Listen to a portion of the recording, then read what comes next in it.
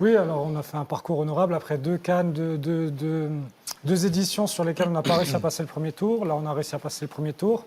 On a eu pas mal d'émotions, notamment sur l'avant-dernier match.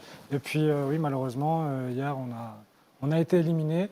Logique, une élimination logique face à un adversaire meilleur que nous, il faut le reconnaître. Il faut rester humble. Mais par contre, il y a quand même pas mal d'aspects positifs. En tout cas, moi, je regarde toujours le verre à moitié plein, avec pas mal de points positifs de notre équipe nationale qu'on a vu sur, je ne sais pas si vous voulez en débattre, ça suffit comme intro ou Non, si on vous peut voulez y aller, que je allez-y, développe. allez-y. Il faut y aller, on est là Allez-y. pour ça. Ouais, non, en tout cas, ouais, voilà, moi, pour moi, les points positifs, il y a une transition un peu de génération.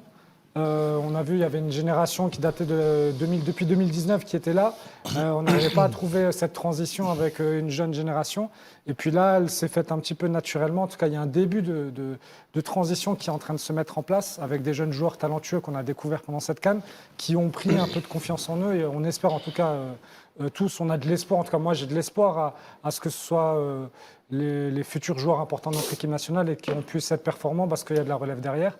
Donc c'est surtout ça, moi, ce que je vais retenir de ce parcours-là, quoi.